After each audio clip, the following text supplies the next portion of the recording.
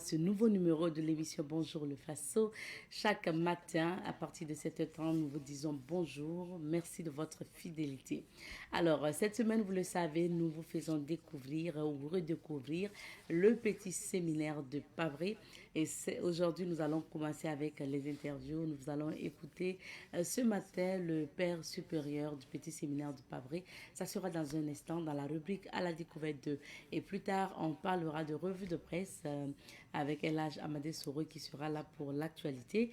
Et dans la rubrique invité du jour, nous irons parcourir ensemble le livre autobiographique de El Hadj Boubacar Zidadi Sidnaba, écrit par un jeune Burkinabé vivant en Côte d'Ivoire. Il s'agit de M. Maïga qui sera là pour nous décortiquer son livre dont la dédicace a eu lieu hier à l'espace des nouvelles idées de Tengango. Et puis bien sûr, pour ce matin, nous recevrons également M. Charles-Maï Bilgo pour parler de son projet 1000 nouveaux bacheliers. Ça sera également dans un instant. Alors, voici planter le décor de l'aventure de ce matin. Merci de votre fidélité. On démarre l'aventure au petit séminaire donc de Pavré. Et aujourd'hui, cette semaine, nous vous faisons découvrir ou redécouvrir cet espace-là qui forme des futurs prêtres pour le Burkina Faso, mais également des laïcs. Parce que justement, après la formation, certaines personnes peuvent ne pas se sentir appelées par Dieu et puis reviennent justement à la vie normale. Mais par contre, il y a certains qui sortent bien sûr prêtres, puisque la vocation du petit séminaire de Pavré, c'est justement former les futurs prêtres. Alors, ce matin, nous allons vous inviter à écouter le supérieur donc du petit séminaire de Pavré. Il s'agit de l'abbé Kouala, qui va nous parler de l'histoire de ce petit séminaire qui a 100 ans cette année. Et puis, de ce qu'on peut découvrir au niveau du petit séminaire également, de ce qu'il dispose comme infrastructure également. On va l'écouter et on revient pour la suite.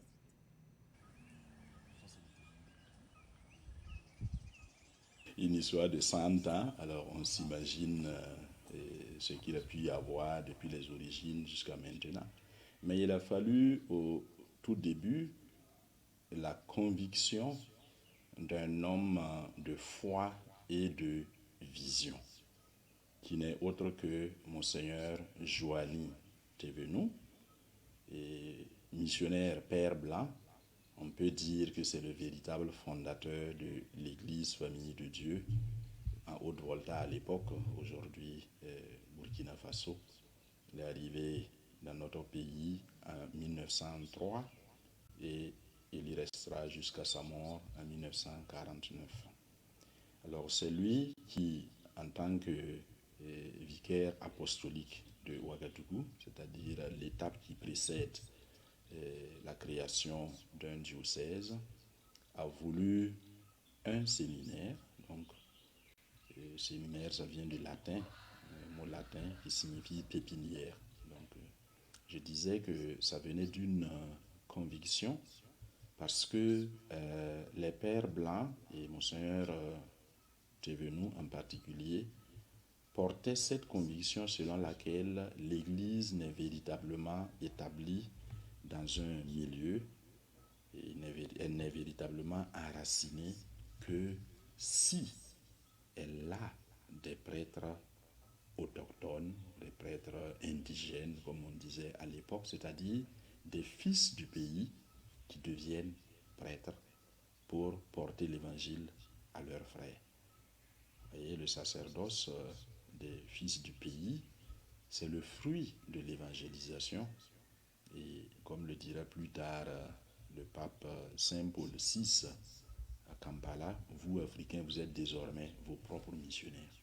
Donc, il fallait bien qu'il y ait des prêtres noirs, des prêtres de notre terroir, pour œuvrer dans un premier temps aux côtés des missionnaires qui sont venus de l'Europe et de la France particulièrement, et ensuite prendre la relève pour que ce soit une église authentiquement africaine, voltaïque, burkinabé. Donc, le petit séminaire de Pavré vient de cette conviction de Monseigneur Thévenoud, du poste missionnaire. Vous voyez, on est encore à une dizaine d'années de la création du séminaire. Ensuite, il va y avoir le problème de l'eau à résoudre. Parce que la zone, contrairement à ce qu'on pense voir aujourd'hui, ce n'est pas une zone bien arrosée en réalité. Donc, on a créé le barrage de Pabré en 1915-1916, qui se trouve par là être le tout premier barrage du Burkina.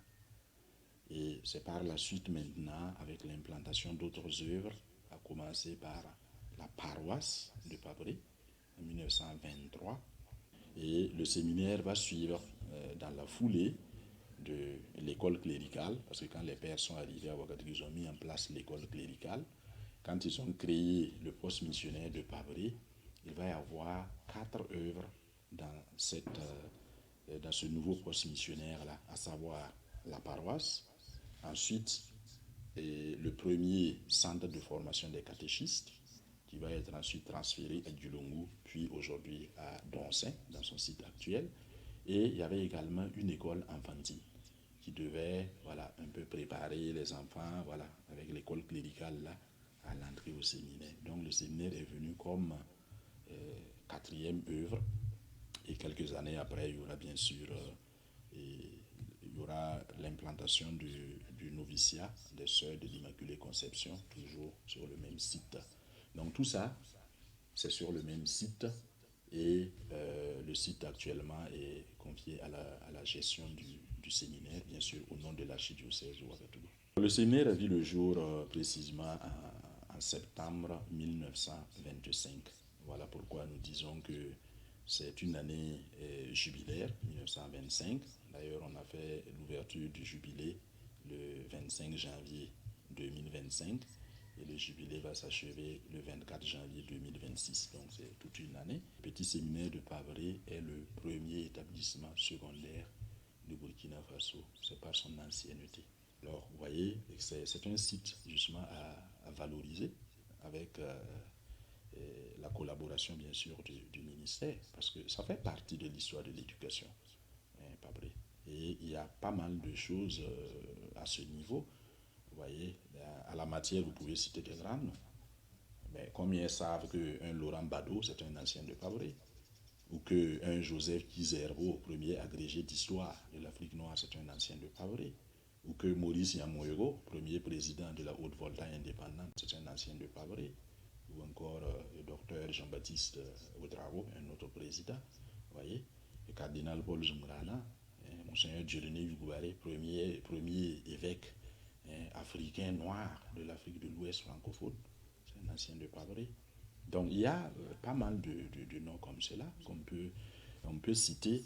Et pour nous, c'était important, et c'est toujours important, de valoriser toutes ces figures-là. Donc cela entre dans notre vision aussi de la célébration du jubilé et de faire connaître ces figures historiques, non seulement pour le petit séminaire de Pabré, mais aussi pour l'histoire de notre pays et de l'Église Famille de Dieu au Burkina Faso.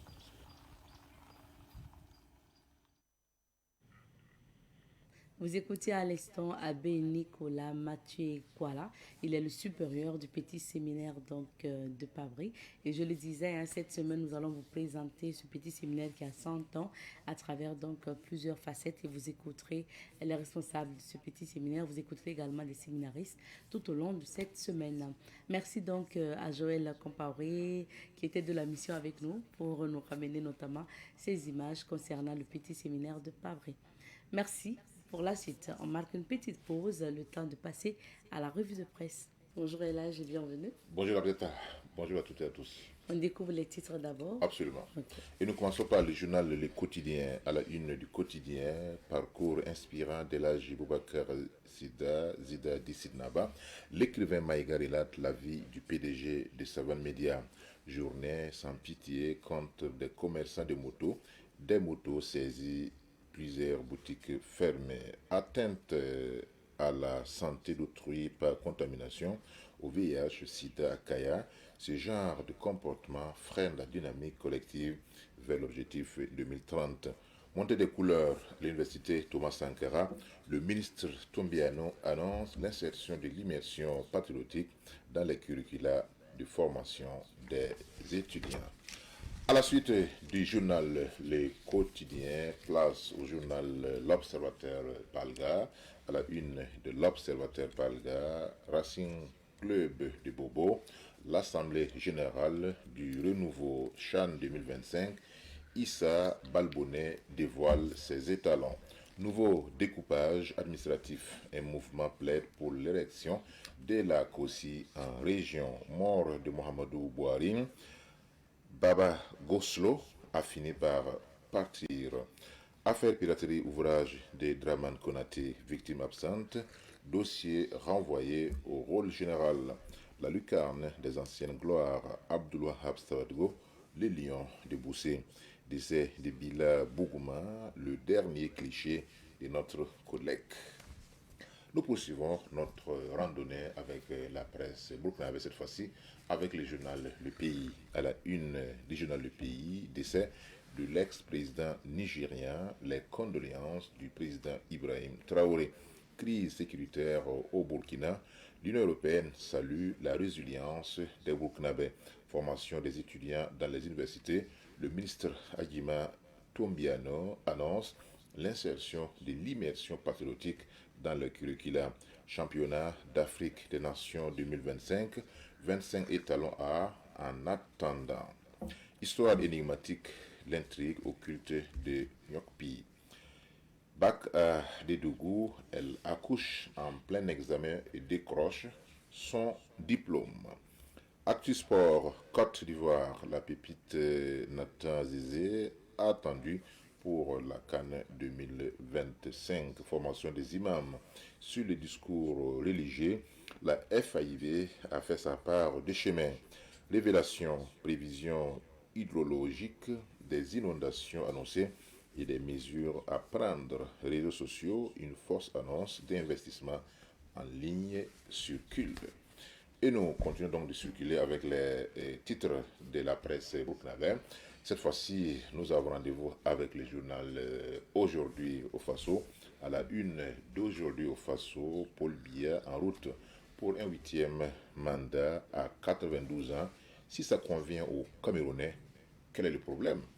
Décès de Mohamedou Bouhari au Nigeria, militaire démocrate et exemple d'une vie après la présidence. Burkina Faso, liberté pour Kalifara, Séré et autres. News du jour, vivement un aggiornamento entre le ministère du Commerce et les acteurs du secteur du tabac. Chan 2025, 25 étalons convoqués pour défendre la nation.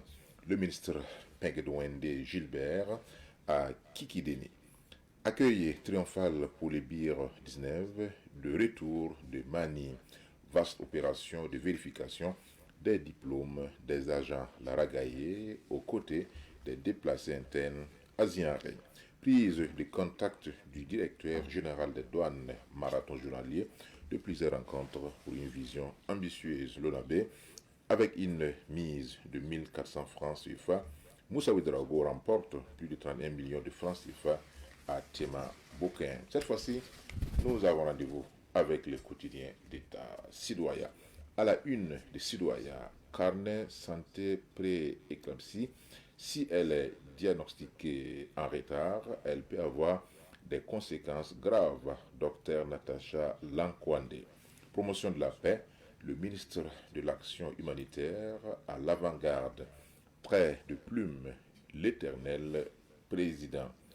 Centre de santé de Bobo Dioulasso, le ministre Jean-Claude Cargougou en contrôleur nocturne.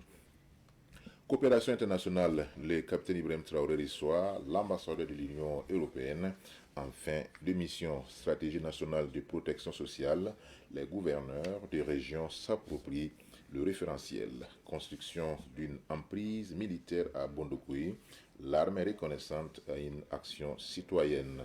Bogandé, accueil triomphal pour le BIR 19, le retour d'une mission de ravitaillement à Mani.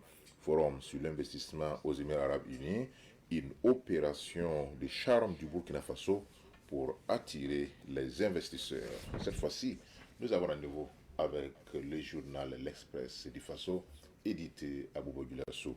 À la une de l'Express du Faso, structure sanitaire des Bobo, le ministre Kargougou insiste sur l'affichage des plannings de garde. Liste des étalons pour les CHAN 2025. L'expérience, la complémentarité ont prévalu à cette sélection. Coach Issa Balbonet.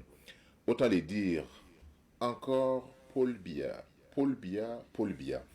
Immersion patriotique. Chacun aura la chance de goûter à ce module professeur Tombiano.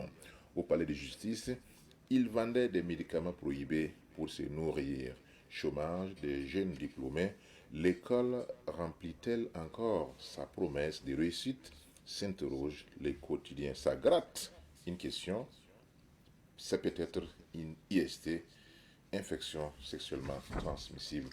Et nous terminons avec le bimensuel Le Curé d'Afrique, à la une du bimensuel Le Curé d'Afrique, football burkinabé, corruption, Détroit, Cannes, le franc-parler du consultant sportif Abdoulaye Bandaogo. Burkina, ses maîtresses, deuxième bureau, une ombre qui menace l'équilibre des foyers. Circulation routière, quand la moto familiale devient un manège à risque pour nos chéribiens. Vacances scolaires, vigilance et initiative pour un avenir prometteur. Merci bien, Elage. Je suis en train de sourire Ah par bon, rapport à par rapport au un deuxième des bureau. titres. Parce que Bah oui, on c'est a tellement logique. évolué, en hein. fait, On est maintenant au troisième, quatrième. On m'a décidé. Bon, d'accord. On revient au sujet plus sérieux, Absolument. disons, avec donc l'immersion patriotique donc, des étudiants, et le ministre l'a rappelé aux étudiants. Absolument. Depuis l'annonce de cette mesure d'immersion patriotique pour les nouveaux bacheliers, les commentaires vont bon train, Oui. puisque jusqu'à présent, alors, on n'a pas une information précise sur le contenu de cette immersion patriotique. Vous savez que nous-mêmes, on est concernés par l'éducation, étant donc un promoteur d'établissement. Alors souvent, les parents nous demandent c'est quoi nos enfants qui ont donc... et c'est l'occasion, bien sûr, de féliciter tous ceux qui ont décroché leur diplôme, donc du bac, et toutes séries confondues. Alors donc, les parents se demandent quel sera le contenu effectivement de cette immersion patriotique. Est-ce que c'est une formation militaire? Est-ce qu'il y aura maniement d'armes, etc. Il y a d'autres informations, des bribes qui sont glanées ça et là. Mais jusqu'à présent, je pense que le gouvernement est interpellé pour sortir en tout cas une note officielle, non seulement par rapport aux affectations des différents bacheliers, et d'après aussi les informations que nous avons, alors les bacheliers, donc chacun va servir, entre guillemets, là où, dans sa région, là où il a composé, donc c'est là-bas que la personne va servir, et que, voilà, au cours donc, de cette immersion patriotique, il n'y aura pas de contact avec la famille, pas de téléphone, pas de contact, pas même de visite, etc.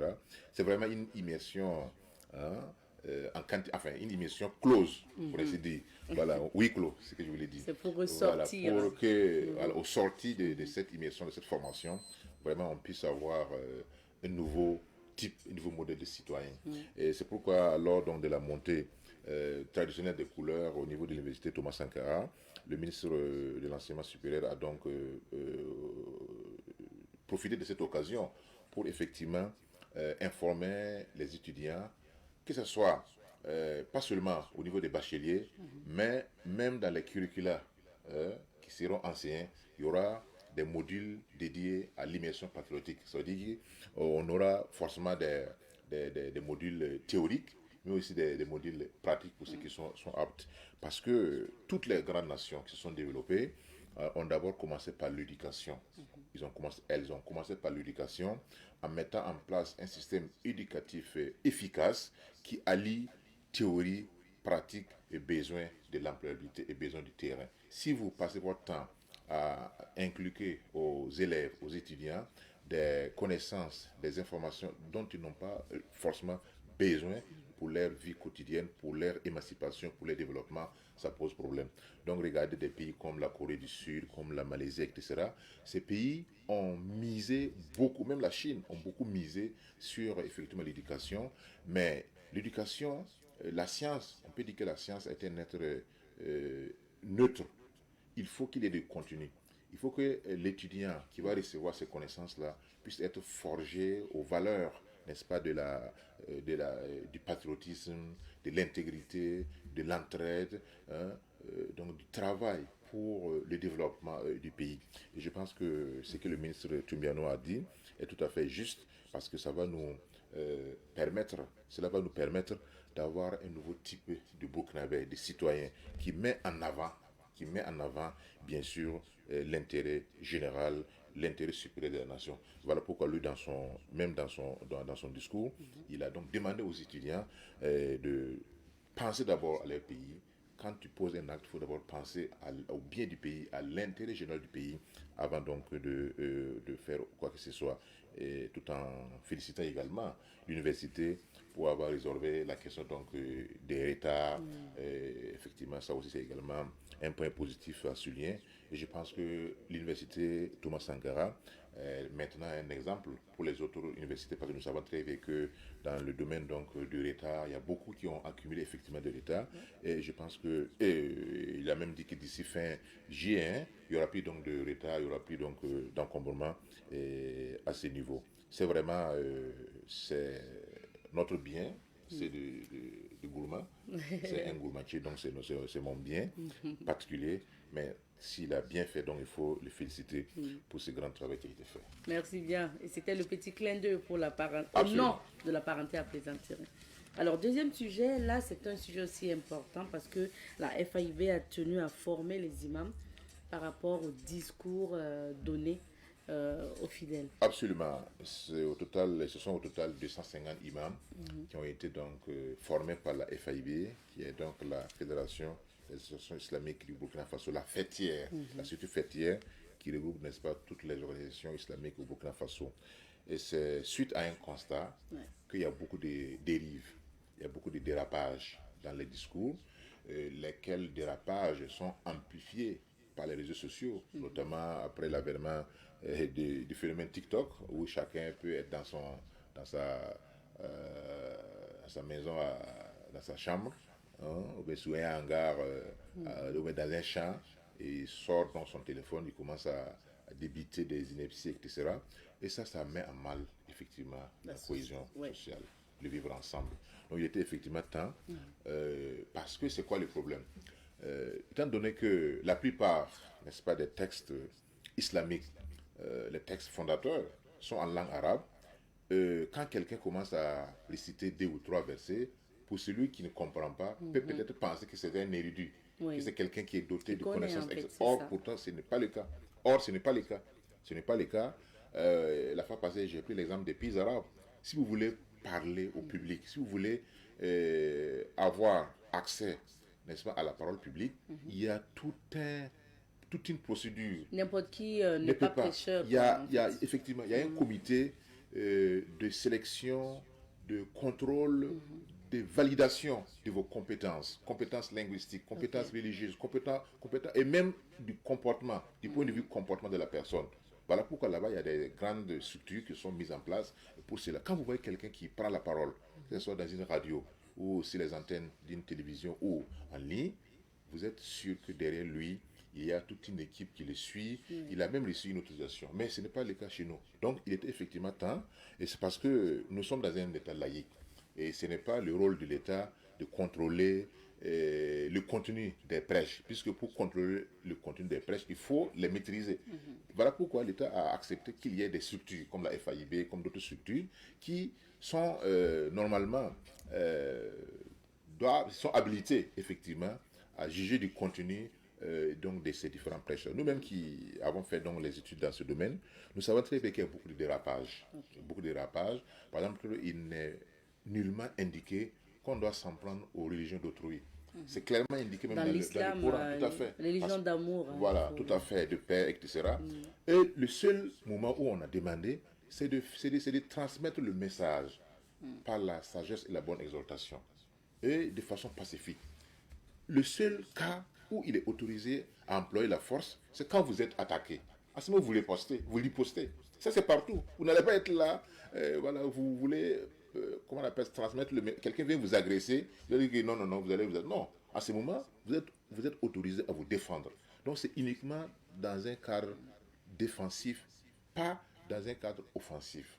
Vous transmettez le message, le message de paix, d'amour, puisque c'est Dieu qui a créé tout le monde. S'il voulait, il allait les transformer en une seule religion, mais il l'a pas fait. Il a donné le libre arbitre à tout un chacun de faire le choix de sa confession. Vous qui avez effectivement, qui connaissez, qui avez foi en votre religion, vous prêchez la bonne parole, vous prêchez la parole. Et celui qui veut, il adhère, celui qui ne veut pas aussi, c'est son problème. Donc vous n'avez pas à vous en prendre aux autres. Vous n'avez pas, puisque même la vie du prophète, quand vous regardez, toutes les batailles qu'il a eu à mener, c'est des batailles défensives. Voilà, on part pour transmettre le message, on vous attaque, puis vous ripostez, un point, un trait. Voilà. Donc je pense que ici, ces modules, ces différents modules qui ont été dispensés à ces 250 prêcheurs-là, prédicateurs, vont vraiment les aider à mieux canaliser le discours. Oui. Et comme c'est l'État qui a la force publique, s'il y a des dérapages, l'État intervient à ce moment, puisque tout le monde a été prévenu que vraiment, nous sommes déjà dans une situation difficile, dans une situation sécurité difficile. Alors on ne va pas accepter que d'autres personnes, mis par leur ego surdimensionné, vont venir donc encore ajouter de l'huile sur le feu. Donc je pense que c'était tout à fait indiqué que la FAIB puisse effectivement programmer ce genre de formation à l'intention des différents prédicateurs au Burkina Faso. Merci beaucoup pour ces éclairages, c'est à saluer. Merci Elage. Et on va donc maintenant découvrir les couleurs du temps. Juste après, on reçoit notre invité.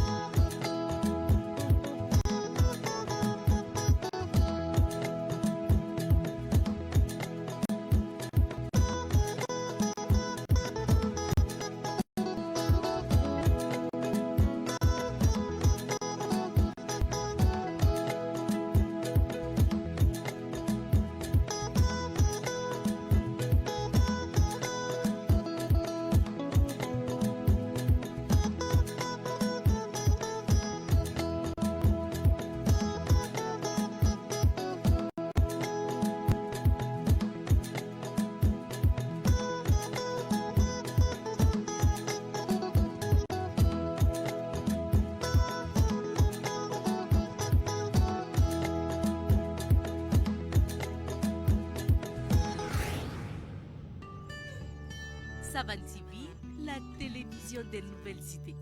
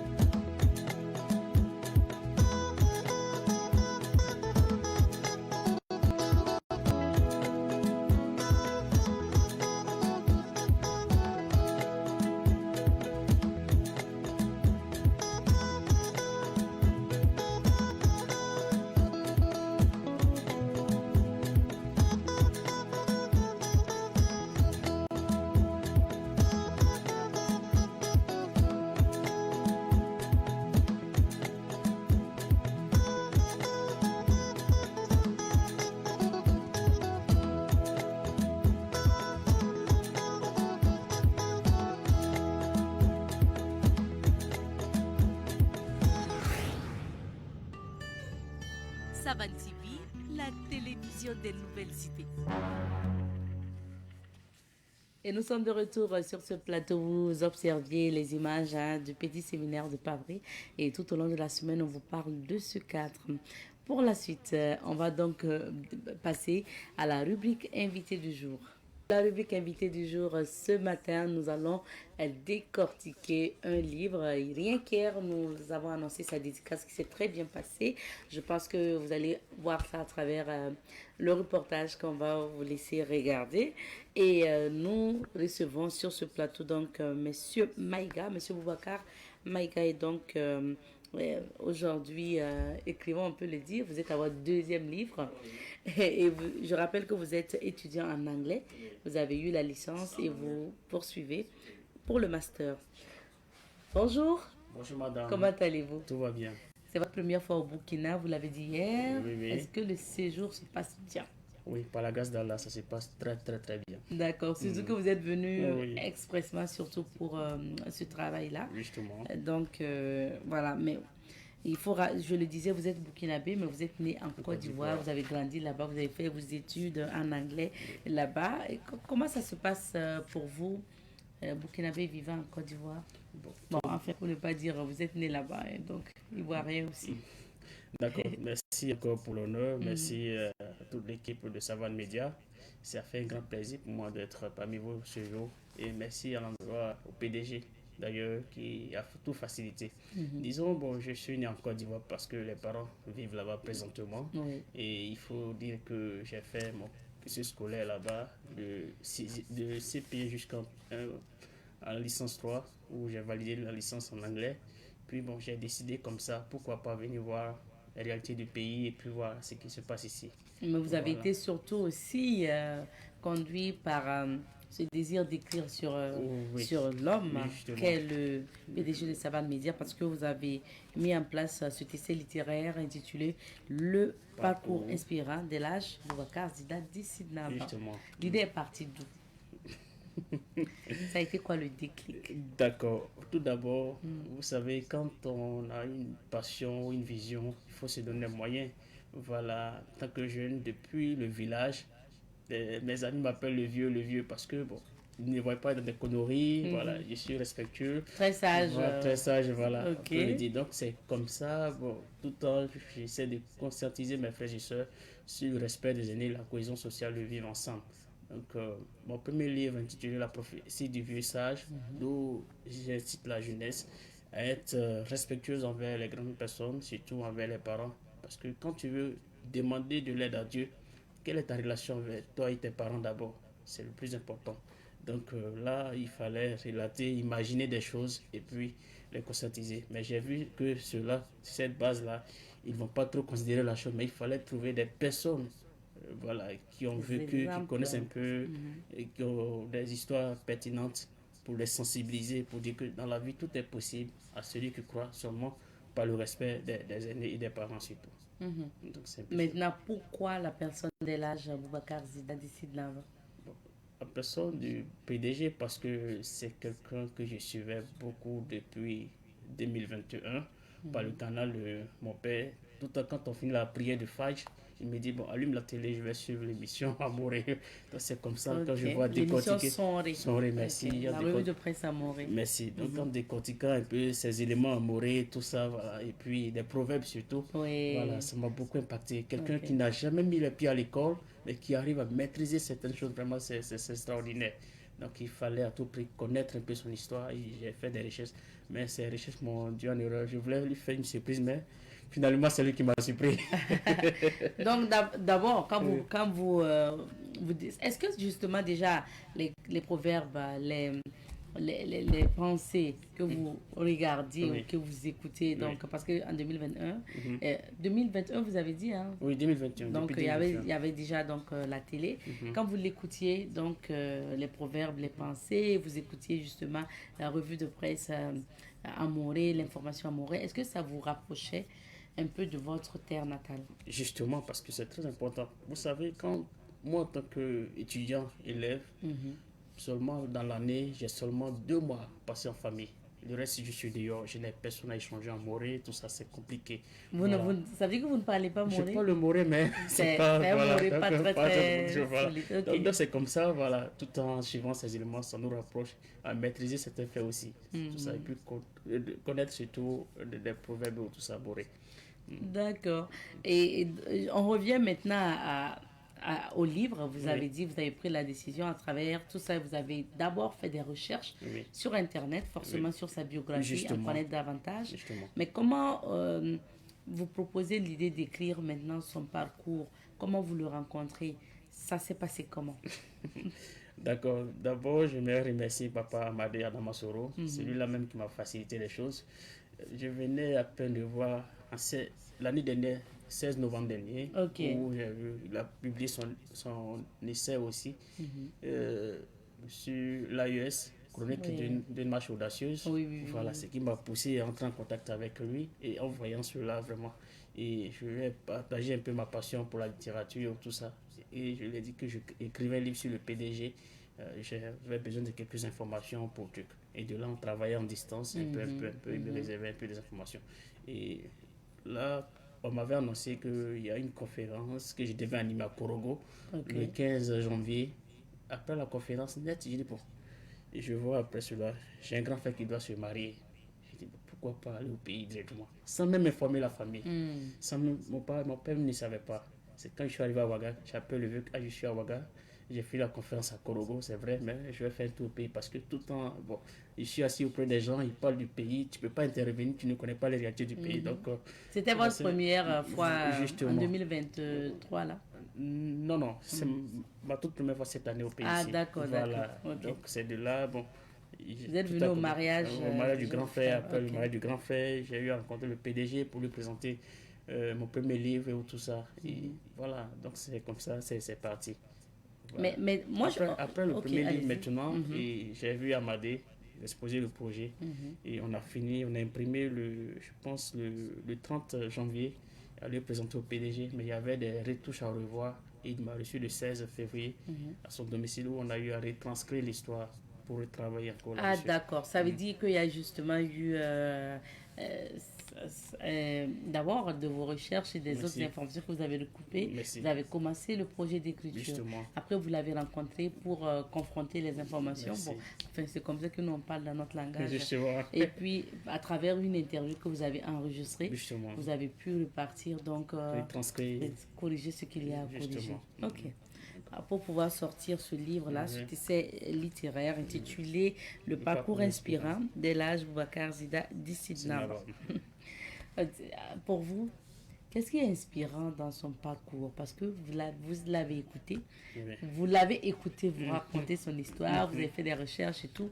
Qu'est-ce qui vous capte ici? À travers l'histoire de Papa Zida, il faut comprendre par là que moi, en tant que jeune, si aujourd'hui j'arrive à côtoyer des grandes personnes, c'est à travers ces sages conseils. Et là, il dit quoi? Son père lui dit, ne prends jamais ce qui ne t'appartient pas. Voilà. Le jour où j'apprendrai que tu as appris quelque chose de quelqu'un, tu n'es plus mon fils. L'homme naît 2 fois. La première fois dans le ventre de sa mère. Et la deuxième fois, c'est quand il décide de prendre son destin en main. Donc, en voyant ces éléments, pour celui, on s'assoit et puis on lui dit, ah, il faut faire telle chose, il faut faire telle chose. Bon, c'est déjà énorme. Voilà. Par contre, il y a d'autres qui sont capables de te donner des millions et puis tu vas rien foutre avec. Mais les conseils, déjà, ça te guide non seulement à prendre conscience et à prendre ton destin en main. D'accord. Voilà. Je propose qu'on rentre en profondeur D'accord, par rapport alors, au livre. Parce que oui, soyez hier, le chapitre que vous voulez, c'est d'accord. ça. Hier, on a vraiment parlé que de la dédicace. D'accord. Aujourd'hui, j'aimerais bien quand même qu'on puisse permettre aux téléspectateurs de découvrir ce livre-là. D'accord. Je rappelle que la préface a été signée donc à Amadé Adamasoro, Justement. donc dit le DEC, Oui. qui était sur le plateau avec nous, lui-même écrivain et puis chroniqueur ici, Justement. et puis donc opérateur économique. Alors, Monsieur Maïga, Oui. vous débutez la première partie par l'enfance du Par l'enfance du PDG. PDG, oui. Donc, et vous intitulez ça Enfance et audace. Audace, oui, justement. Et la première partie, c'est une enfance singulière. Singulière, Où oui. vous racontez comment il est né, Il est né, comment oui. il a été dans le coma, Merci. comment les gens ont pensé qu'il était mort, Justement. et comment justement il a été ressuscité, ou sinon comment il est revenu à la vie. Justement. Est-ce que vous pouvez nous raconter un peu? Ça vous fait marrer déjà. D'accord, justement, il est né le 4 août 1962 à Pangogo, dans le département de Yaba. Voilà, et de là, à l'âge de 6 ans, à l'âge de 5 ans, il est tombé dans le coma. Et là, bon, les gens pensaient qu'il était parti. Vous voyez, et donc c'est de là, son père n'était pas là. Vous voyez, dans notre culture mamorais, quand quelqu'un décède, on est obligé d'attendre les parents pour finaliser les choses. Et son père était sorti. C'est ça, son oncle a insisté qu'on attend le retour du vieux. Voilà, mais en quelque sorte, en quelques minutes après, on voit que le gars n'était pas parti. Voilà, Et voilà, donc imaginez. à l'âge de... Il est resté là jusqu'à l'âge de 6 ans, avant son père de retour auprès de sa grand-mère Kimbara, qui a vu que, bon, la grand-mère gâtait un peu l'enfant, et il a décidé de récupérer l'enfant à l'âge de 8 ans auprès de lui, pour qu'elle aille rester auprès de lui. Et c'est comme ça, c'est parti un peu, et jusqu'à ce que le père le quitte le 31 décembre 1973. Voilà, donc il a perdu le vieux à l'âge de 12 ans. Quand lui, il avait 12 ans, son père était décédé, Oui, oui. et il a vécu avec sa mère. Sa mère, oui. C'est C'est là auprès qu'il de fallait. sa grand-mère qu'il a appris beaucoup, parce que là, la grand-mère représentait pour lui son enseignant, parce que les contes, les proverbes, tout ça. Voilà, parce que c'est quelqu'un qui a une mémoire d'éléphant. Oui. Quand il écoute quelqu'un, il t'explique vraiment, tu te dis que vraiment lui, il a une belle mémoire. Voilà, donc c'est comme ça. Et je me dis, s'il avait décidé d'aller à l'école, aujourd'hui, on a lui proposé d'être professeur d'histoire, pourquoi pas à l'université. Voilà. Bien sûr. Donc c'est comme ça. Et donc, c'est au chapitre 2, toujours dans la deuxième partie, vous Oui, parlez de l'Odyssée de Boubacar.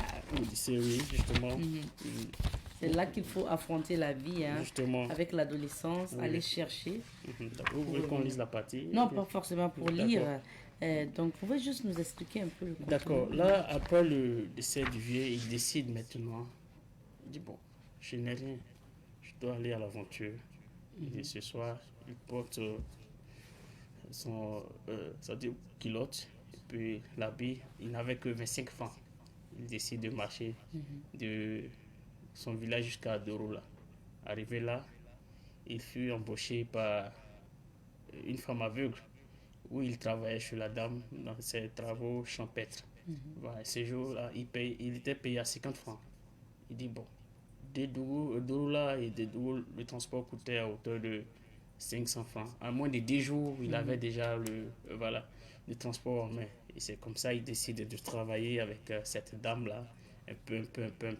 À la veille, il dit à la dame, bon, le lendemain, je dois partir puisque tout est rempli. En 10 jours, j'ai mes 500 francs. Et ce jour-là, la vieille voulait trouver des moyens pour le recaler. Vous voyez, dans la vie, quand tu es sincère et quand tu es honnête dans tout ce que tu fais, Dieu même t'accompagne avec des personnes de bonne volonté. Et ces personnes, même quand tu veux les quitter, c'est difficile. Ils veulent trouver des moyens pour que tu restes auprès d'eux. C'est le cas du PDG. À travers le comportement qu'il adoptait, la vie ne voulait pas qu'il bougeait. Mais lui, il avait une vision d'aller à l'aventure et se chercher ou tout ça. Il n'a pas pu convaincre la vieille, mais la vieille lui a remis la somme de 550 francs avec des pièces de différentes à l'époque. Il n'a pas compté, il a emballé. Tout était emballé. Ah ouais. Et arrivé de Dougou, de là, il décide d'ouvrir, voir. Il constate que la somme qu'il a reçue, c'est pas ça. C'est 550 francs. Il se rappelle des conseils de son père. Ne prends jamais ce qui ne t'appartient pas. Donc, il y a 50 francs de plus. Donc 50 francs de plus. Il se retourne même nu là pour venir remettre l'argent à la dame. La dame, le voyant, elle était contente. Elle dit, l'enfant a changé d'avis. Donc, c'est comme ça. Bon, le père dit, non, maman, c'est pas ça. Vous vous êtes trompé. Normalement, vous devez me payer 500 francs, mais je vois que c'est 550 francs. Alors que mon père m'a toujours dit de ne jamais prendre ce qui ne m'appartient pas. Il dit, ah, toi, si tu continues comme ça, tu vas devenir quelqu'un. Donc, c'est ce qu'il avait me dit. Il avait dit, bon, comme il se faisait tard, attends, j'ai mon fils qui vient d'arriver. Voilà, le lendemain, il va te déposer un coup de chemin. Et c'est comme ça, le lendemain, après avoir fini, il a continué jusqu'à... Donc c'est comme ça, bon, je ne vais pas trop dévoiler. Oui, bien sûr, on ne va pas tout dévoiler. Il faut inviter les gens à lire. Voilà, donc et puis, ce qui est important aussi dans son parcours, c'est son aventure en Côte d'Ivoire, en terre ivoirienne, forcément. Justement. Donc, vous en parlez justement dans ce livre aussi. Oui, il est arrivé à Gigolo. Et il travaille avec un monsieur où il faisait, comment je vais le dire, l'expression m'échappe. Il travaille avec ces gars-là où il avait proposé aux gars qu'on doit le payer à 700 000 francs. Voilà, il décide de travailler avec ce monsieur. Un peu, au fur et à mesure, il a pu économiser l'argent. Il dit, bon, pourquoi pas s'investir dans autre chose. Dans ça, il a vu son père adopté qui l'accompagnait à avoir un terrain, une parcelle, pardon. Voilà, qui a permis aujourd'hui de... donc, il travaille dans les champs de cacao, voilà, travaux forestiers. merci. Voilà, donc c'est de là, un peu, il a pu obtenir son champ. Il travaille, il dit, bon, en septembre 87, il dit, bon, vu la situation du pays, là, est-ce que les gens ne vont pas changer de comportement après? Et il décide de tout arrêter, puis il revient au pays. Revenir au Burkina. Au Burkina. Mais avant ça, il faisait le commerce à Abidjan, voilà, à Yopougon, à Jesco. Voilà, donc c'est comme ça. Donc c'est ce jour il décide de vendre tout et il revient au pays. Le retour, et vous en parlez également dans le livre. C'est comme je le disais, on va justement... Et là, il venait de trouver aussi la construction de la grande mosquée. Tout ça, il a participé aussi à la construction de la grande mosquée, mais il avait toujours l'envie de continuer dans la communication, ce qui l'a poussé aussi à rencontrer pas mal de personnalités aussi. Donc à l'époque, il faut rappeler que c'est à Bobo Dioulasso qu'il fait la connaissance du cinéma. Il s'est dit qu'un jour, moi, je dois devenir réalisateur. Et à l'époque, il gagnait 10 francs. Donc il économisait 10 francs pour aller assister à des films ou tout ça. Donc c'est un peu cela, en quelque sorte. Et puis, vous avez retracé aussi sa passion pour la radio. Justement. Oui, comme je le disais, lui, il a l'esprit, vraiment, quand tu lui dis quelque chose, il ne va jamais sauter, il va te dire ça, correctement, ce qui est là. Donc, à l'époque, il partait écouter des contes, il venait relater à la maison, tout ça. Les gens ils partaient de tout cela, voilà. Donc, après cela, il décide de se lancer en tant qu'animateur. Son première mission fut Wakate Dabe. Vous voyez, donc c'est de là qu'il propose de faire l'émission à Morée. Et tout a commencé, c'était à ce moment 91 où ils ont pu récupérer quelques informations et tout ça. C'est comme ça que les choses sont parties.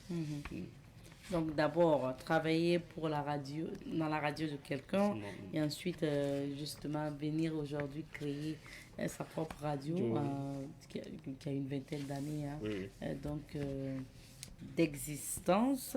Et puis maintenant la télé, donc et on va parler aussi 25 ans, plus de 25 ans pour la radio. Et puis maintenant on va parler du volet cinéma, parce qu'on l'avait dit aussi. Il a justement dit qu'il souhaiterait devenir réalisateur. Et au chapitre 6, vous parlez de ses débuts dans le cinéma. Et là, il faut rappeler qu'à Bobo Dioulasso, il avait tout le temps, chaque semaine, il faisait l'effort d'aller assister à des films pour voir comment se passe. Et le jour où on projetait un film indien du nom de Mangala, ce jour-là, il avait économisé son argent. Il a pris son ticket. Il y avait du rang, donc il s'est arrêté. Il dit, bon, en quelque sorte, il y avait 6 personnes devant lui. Il dit, en quelque sorte, lui, forcément, il doit apparaître. Donc il y a un gros bras qui est revenu, le prendre et puis le mettre derrière. Et il a perdu sa place ce jour-là. Non seulement il a perdu sa place, il a perdu son ticket aussi. Et voilà, il était découragé. Mais tout cela l'a encouragé d'ailleurs à se forger pour dire que tout est possible à celui qui croit. Juste, c'est une question de temps. Il faut savoir patienter aussi souvent. Et aujourd'hui, il est réalisateur de films, il faut le rappeler. Et son premier film qui a eu du succès, c'est La Cité pourrie. Bien Déjà, sûr. voilà, que les gens, les Burkinabés se retrouvent dans l'histoire et tout ça, c'est ce qui fait la vie quotidienne de nos citoyens. Il faut dire et rappeler que vous avez décidé justement de faire le livre en deux parties. En deux parties, oui. Donc la première partie, ça raconte son enfance jusqu'à la création de la radio, le cinéma. Oui. Et la deuxième partie que vous annoncez, ça va aller avec la télé et les autres réalisations. Justement. J'aimerais bien qu'on revienne sur votre épilogue, qu'on termine par votre épilogue, parce que vous avez voulu vous adresser à la jeunesse à travers les conseils. Voilà. Donc, qu'est-ce qu'on doit retenir de l'épilogue? D'accord. L'épilogue ici, El Hadj Boubacar d'abord nous dit quand dans la communication, il ne faut pas être gourmand. Voilà. Il faut savoir faire la part des choses, savoir patienter et sois honnête dans tout ce que tu fais. Donc, à travers ces conseils, il nous apprend non seulement à être patient, à être résilient, à être courageux. Voilà. Donc je laisse aussi une ouverture pour dire que si Dieu me permet, on va aborder une autre parution qui va aborder le cadre de la création des savanes médias et tout ça. Parce qu'on ne peut pas tout rencontrer dans l'histoire ici. Parce qu'on n'aime plus lire, il faut être bref pour que le message soit bien véhiculé. Et vous avez proposé un essai littéraire de 75 pages pour amener les Burkinabés à lire et découvrir l'homme, le parcours inspirant d'El Hadj Boubacar Zida Dissinaba. Je le disais, vous avez écrit ce livre et vous êtes ici aussi pour la dédicace. Justement. La dédicace a eu lieu hier à l'espace des nouvelles idées de Tenkandou. Je ne sais pas si les images sont OK. Maintenant, comment ça s'est passé pour vous? Nous, on a vu qu'il y avait du monde, en fait, la mobilisation. Comment vous êtes senti hier? Vraiment, les mots me manquent parce que là, si je risque de tout détailler, je vais couler les larmes. Voilà, je ne m'y attendais pas. Et l'organisation, même depuis, je suis stressé, franchement dit. Stressé parce que c'est ma toute première fois, voilà, de truc.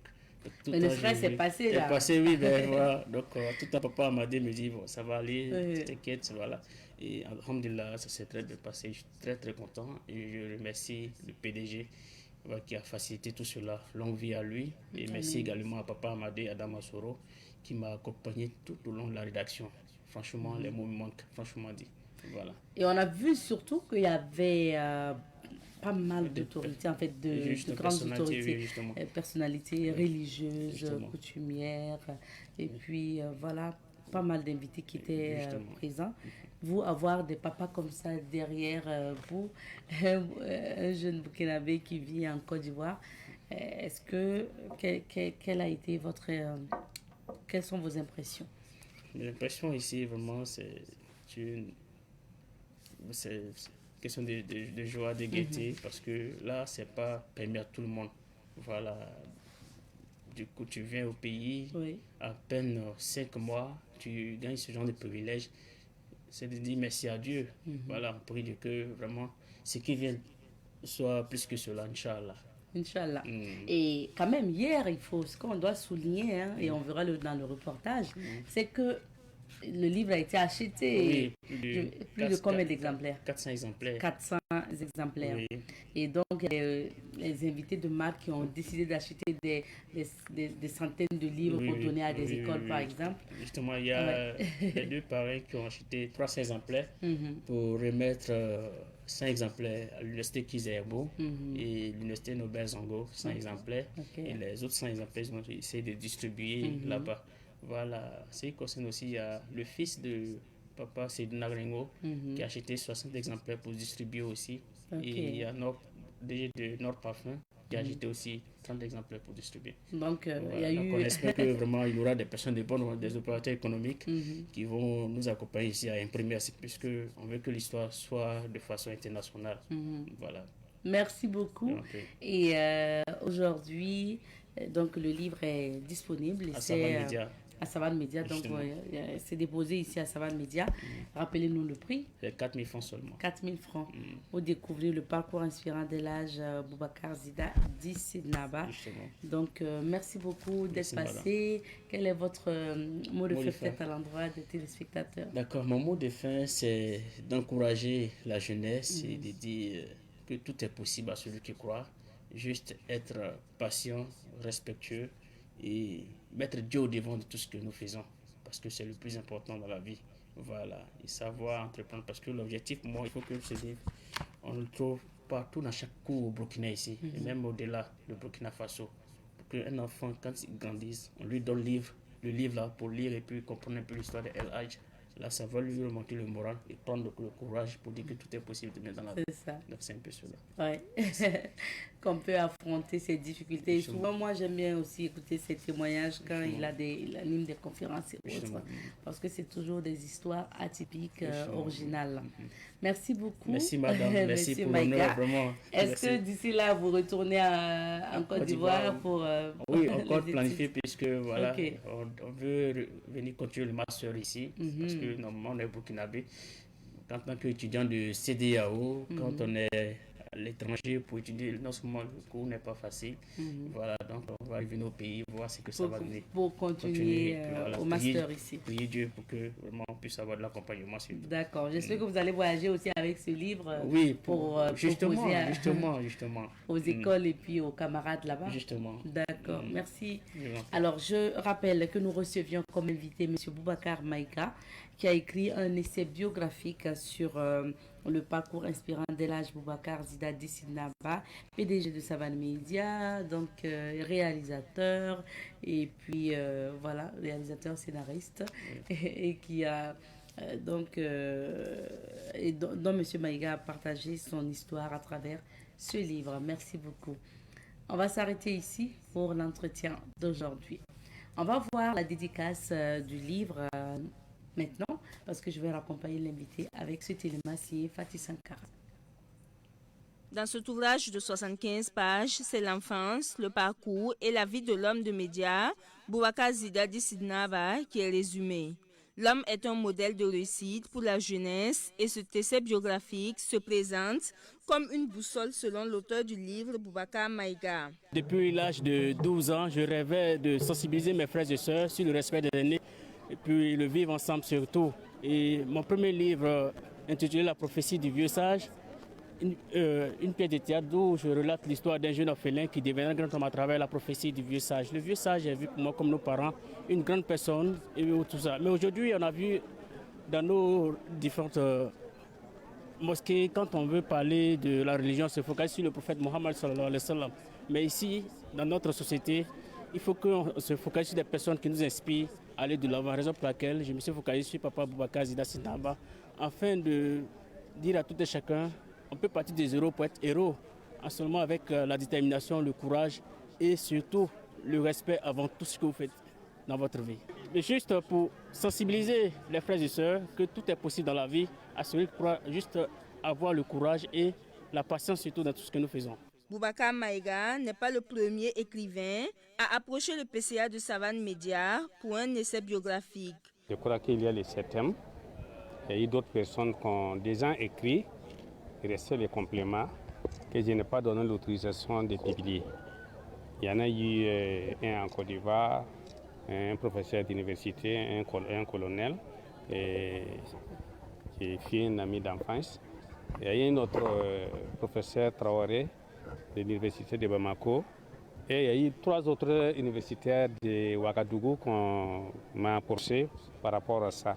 Mais je n'étais pas pressé. Moi, j'ai pris ça dans un autre angle, comme une magnification d'un individu. Alors que moi, je ne suis pas atteint à ce niveau-là d'abord. L'œuvre-là, bon, c'est un résumé. L'auteur a conclu en disant qu'il y a une ouverture. Si et quand on fait les tomes 2, il n'y a pas de problème, je peux toujours l'accompagner en lui donnant des informations. Après ce premier essai biographique sur le parcours inspirant du PCA de Savane Média, Boubacar Zida d'Issinaba, Un tome 2 sera consacré à la création de Savane Média, annonce l'auteur. Pour permettre à un large public de connaître davantage l'autodidacte Sidnaba, les parrains de la dédicace, Wardon Navraza Naba Poulma et Jean-Baptiste Kendlebero, ont acheté et distribué 400 livres pour des écoles, collèges et lycées. L'essai biographique sur le parcours inspirant de Boubacar Zida Di Sidnaba coûte 4 000 francs CFA. Il est disponible dans les locaux de Savane Média. Nous sommes de retour sur ce plateau pour parler du projet 1000 nouveaux bacheliers avec les organisateurs. Sur ce plateau, nous sommes avec Dr Dieudonné Tibéri, ancien chercheur à l'université Joseph Kizerbo. Bonjour à vous, docteur. Bonjour, madame. Bienvenue. Merci.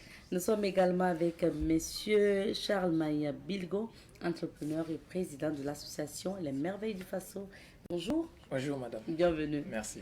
Alors, est-ce que la distribution pour les invitations à cette activité est terminée ou ça se poursuit? Merci déjà à vous de nous recevoir. La distribution des cartes d'invitation continue. Je crois que nous sommes actuellement à plus de 400 cartes d'invitation personnalisées distribuées. Et actuellement, il y a une centaine qui attendent de recevoir leur carte d'invitation. Et on est organisé de telle sorte à ce que chaque personne qui demande aura la carte d'invitation. Maximum samedi, on aura bouclé. Mais ça ne prend pas du temps généralement quand vous demandez comme il faut personnaliser et tout. Oui, effectivement. Donc, vous faites la demande. Parce que vu l'organisation qu'on a, maximum en 72 heures, la personne doit recevoir sa carte d'invitation. D'accord. Alors, monsieur Bilgo, comme chez nous, notre logique, c'est qu'il y a toujours un nouveau téléspectateur qui nous suit chaque jour. C'est bien quand même de rappeler en quoi consiste le projet 1000 nouveaux bacheliers pour ceux qui nous prendraient en marche. Alors, vous pilotez ce projet-là. Il y a eu la première édition l'année passée, non?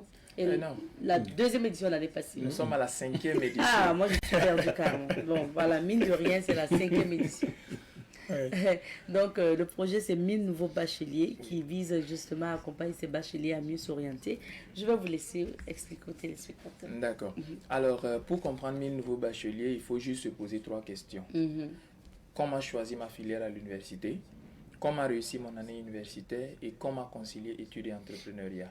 Donc, 1000 nouveaux bacheliers, c'est la réponse à ces 3 questions de façon simple. Maintenant, dans le fond, nous parlons du choix de la filière selon la personnalité, selon la filière et selon la série du baccalauréat. Nous parlons également des débouchés, nous parlons des bourses internationales, les bourses nationales, les stratégies pour réussir à s'adapter au nouveau système universitaire qui est différent du système scolaire et le système au lycée, complètement différent. Et comment également arriver à s'acculturer ou encore à comprendre et s'adapter au nouveau style d'enseignement où on ne voit que l'enseignant durant peut-être 30 heures et après la fin de son volume horaire, il ne vient pas. Mais au-delà de ça, quand on arrive à l'université aussi, arriver déjà à prendre en charge certaines dépenses pour décharger un temps soit peu les parents. Parce que quand on arrive à l'université, je crois quand même qu'on fait la moyenne, la majorité ont souvent au moins 16 ans. Voilà, je crois que les plus jeunes, quand ils ont le baccalauréat, c'est 15 ans, de ce que j'ai appris. Mais la majorité, en tout cas, se loge entre 16 et 17 ans pour ceux qui ont le baccalauréat en montant. Donc, quand on arrive également à cet âge, arriver bien sûr à prendre en charge certaines dépenses pour soi-même se responsabiliser progressivement. Donc, comment arriver à concilier ça avec les études, réussir sur les bancs, mais aussi réussir à avoir ces petites sources de revenus qui nous permettent de prendre en charge ces éléments. Mes nouveaux bacheliers, c'est le panel d'orientation qui répond à ces questions en marge de ce que l'État fait déjà pour accompagner. En plus de ça, nous accompagnons à travers le panel d'orientation. Alors, docteur Tibéri, c'est un panel d'échange direct, j'ai envie de dire. Vous présentez ce qu'il y a aux gens et aux bacheliers et ils ont la possibilité de vous poser des questions pour comprendre davantage. En quoi cette activité est importante pour un jeune qui vient d'avoir le bac et pour, par exemple, les parents qui ne savent vraiment pas vers où il faut orienter les enfants? Oui, merci pour la question. Et en fait, la particularité ici, c'est que nous avons une approche différente. Notre approche part du constat que la personne doit s'identifier. Identifier son profil, sa personnalité. En vous identifiant, vous découvrez automatiquement ce pourquoi vous êtes fait, ce qui vous correspond, ce qui peut aller avec vous. Une fois que nous avons établi ce constat, nous voyons en fonction de votre filière. Est-ce un bac F, un bac G, un bac D ou A? En fonction de ça, maintenant, vous allez voir quels sont les domaines qui vous correspondent. Et là, maintenant, vous pouvez faire votre choix de filière. Quand c'est fait comme ça, c'est facile pour l'étudiant, le futur étudiant, et pour les parents. Ça va éviter qu'il y ait des reprises d'années universitaires. Ça va éviter qu'à peine en novembre, décembre, il y a des étudiants qui viennent voir leurs parents ou l'administration pour dire je vais changer de filière et autres. Et quand le choix est bien fait, selon votre personnalité, ça vous facilite les choses.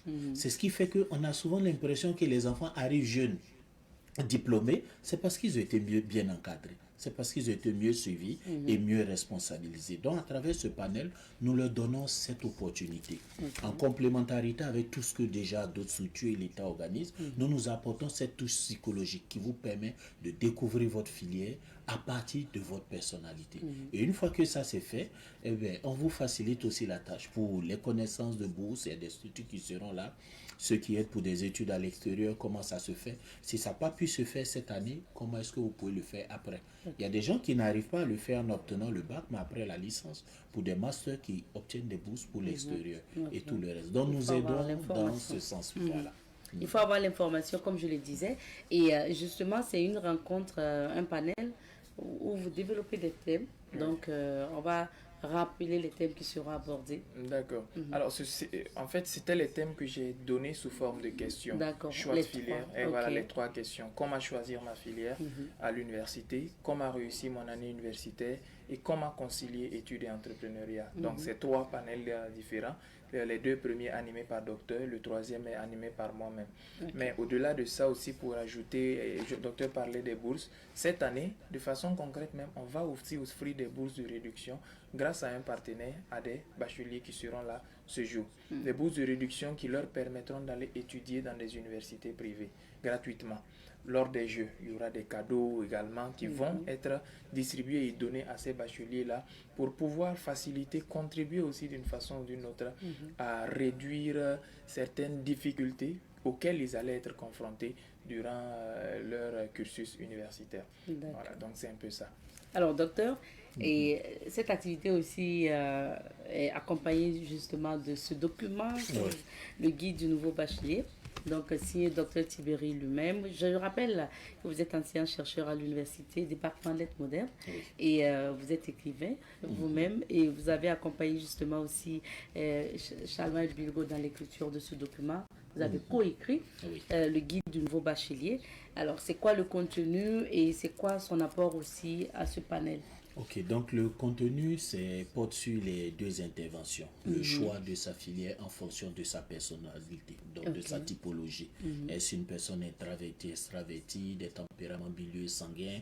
Nous faisons une répétition ici parce que séance tenante, le jour J, il y a l'émotion. Donc souvent les jeunes n'arrivent pas à garder certains éléments. Après, ils vous posent beaucoup de questions. Donc à travers ce document, ils ont ça. Ici également, ils ont la liste de toutes les universités privées reconnues par l'État burkinabé et par le CAMES, mais également toutes les universités du Burkina Faso, les universités privées. Donc celles qui sont à Dori, à Gawa et autres. Donc chacun aussi en fonction de sa zone et de la filière qu'il veut choisir. Il peut par exemple vouloir une filière, mais il se rend compte qu'à Ouagadougou c'est saturé. Mais il peut postuler dans d'autres universités telles que FADA ou Dédougou ou encore Waïgouya. Donc ce sont ces opportunités que nous offrons à ces bacheliers. Il faut dire que cette année, nous avons encore plus de cadeaux pour eux. Déjà, pour le livre, il est gratuit. Donc, bien évidemment, grâce à un partenaire, quand ils viendront, ils pourront l'avoir. Pour l'entrée, elle est gratuite, elle n'est pas payante. Donc, ils viennent, ils en profitent et que les parents les accompagnent dans ça. Aussi, il y a des jeux surprises. Ceux de l'année dernière, on peut le constater. Et cette année encore, il en aura. Donc, ce qui est intéressant, c'est qu'en plus des panels, nous ajoutons d'autres éléments pour les mettre dans les conditions. Et nous mettons aussi à disposition nos numéros de téléphone WhatsApp. Il y a des groupes même créés à cet effet pour ceux encore qui ont des questions. Parce que souvent, séance tenante dans la salle, on n'arrive pas à tout dire. Donc là-bas, on peut continuer. D'accord. Et pendant qu'on parle, M. Bilgo, on voit les images de la... C'est l'édition dernière? L'édition 4. La 4e édition. C'est le docteur qui est en train d'échanger au milieu, je crois. Des jeux. Des jeux. Puisqu'il y a souvent des jeux pour le meilleur bachelier, la meilleure bachelière. Il y a des petits textes comme ça. On vérifie pour les scientifiques, les maths et autres. Et ils reçoivent des lots instantanément. Sur Ah place. oui, ça c'est bien ça. Oui. Ok, on voit quand même vraiment une salle remplie, hein, une salle comble. Est-ce que vous arrivez souvent aussi à contenir même les invités qui viennent? Je crois que l'année dernière, on a, à la fin du panel, il y a une qui avait écrit pour dire que eux, ils sont venus au début et la salle était pleine. Voilà, une de nos particularités, c'est qu'on commence toujours tôt et à l'heure. À l'heure? Oui, Ok. à l'heure. Quand on donne 7h00, généralement à 7h10, la salle est déjà pleine. Ok. Voilà. Un autre élément qu'il faut ajouter, c'est que nous constatons qu'il faut qu'ils viennent tôt parce que la salle maintenant refuse du monde. Voilà, la salle d'autour de 600, un peu 600 places, alors que nous ambitionnons aller jusqu'à 1000, donc il y a des gens qui retournent. Donc ils viennent tôt. Ok. Et on est en train de voir pour les éditions à venir des salles de plus grande capacité afin de pouvoir recevoir plus de personnes. C'est pourquoi on insiste sur les cartes d'invitation. Ah. C'est pourquoi on demande qu'ils viennent avec leurs cartes personnalisées. Faut pas juste voilà, ça venir. nous C'est permet, gratuit, c'est vrai, mais voilà, ça nous permet de savoir que voici tel nombre que nous avons et tel nombre peut rentrer dans la salle et en stop. Parce que si nous laissons le jour là que vous avez peut-être 800, 900 personnes, vous voyez qu'il y a au moins 300 à 400 peut-être qui vont se retourner frustrés. Dommage, et c'est pas intéressant pour les éditions à venir. Donc la carte d'invitation est importante. D'accord, et bien sûr, M. Bilgo va rappeler le processus pour avoir la carte personnalisée. Pour avoir la carte d'invitation, il suffit d'envoyer un message WhatsApp, je précise, pas par SMS simple. Il faut envoyer un message WhatsApp contenant le nom et le prénom et juste demander la carte d'invitation et patienter. Ok. Pourquoi je dis patienter? Parce que quand nous répondons pour envoyer la carte d'invitation, c'est en fonction de la personne la plus ancienne qui a envoyé. Donc si une personne patiente par exemple 1 heure, qu'elle n'a pas encore reçu, qu'elle envoie un message de rappel, ça fera que son message dans le flux de nos conversations va être en haut. Quand on viendra pour répondre et envoyer les cartes d'invitation, lui son message ne sera plus ancien, mais ça sera carrément après. Donc c'est pour ça qu'il faut patienter. Une fois que le nom et le prénom sont envoyés, tout ce que vous avez à faire, c'est d'attendre. C'est sûr que vous allez être au panel il n'y a même pas de souci. Et vous aurez la carte d'invitation. Donc, 07 47 47 36, c'est le numéro WhatsApp. Je répète, 07 47 47 36.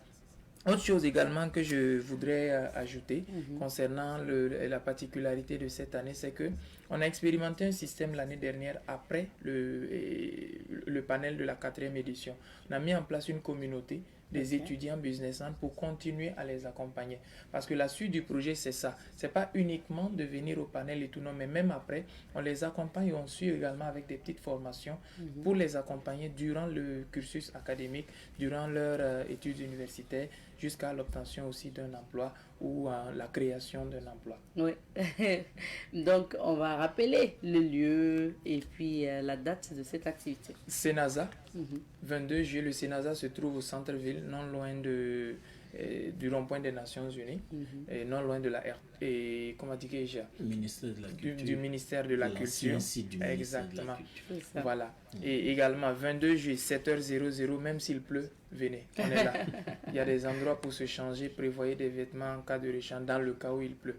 C'est ça, parce que nous sommes en saison pluvieuse. M. Bilgo tient toujours à rappeler que même s'il pleut, on est là. D'accord. Merci bien. Alors, docteur, quel est votre invite à l'endroit des parents et des bacheliers qui nous regardent? Je voudrais dire aux parents qu'ils ont commencé un investissement, qu'ils continuent. C'est leur enfant, ce n'est pas quelqu'un qui va le faire à leur place. Donc, qu'ils continuent. Oui. Et si possible, s'ils peuvent, qu'ils les accompagnent. Okay. Ça sera accessible et ils pourront aussi échanger ensemble. Donc, voici un peu ce que je peux ajouter. Tout le monde est invité. Prenez vos cartes d'invitation et venez le mardi 22 juillet à 7h au Sénasa. Nous allons tâcher de vous donner satisfaction. 7h et à l'heure. Monsieur Bilgo, pour finir.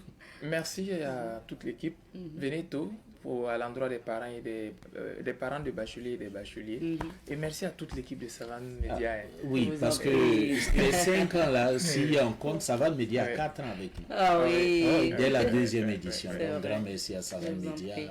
son fondateur et à toute l'équipe et à vous également. Et chaque fois, on est très bien accueillis, à l'aise, vraiment. Merci. Je vous en prie. C'est pour la bonne marche de la société. Bon vent à cette activité et puis on va vous souhaiter une excellente activité pour le 22 juillet prochain. Merci beaucoup, docteur. On vous laisse repartir à vos classes et on vous laisse repartir à votre entreprise.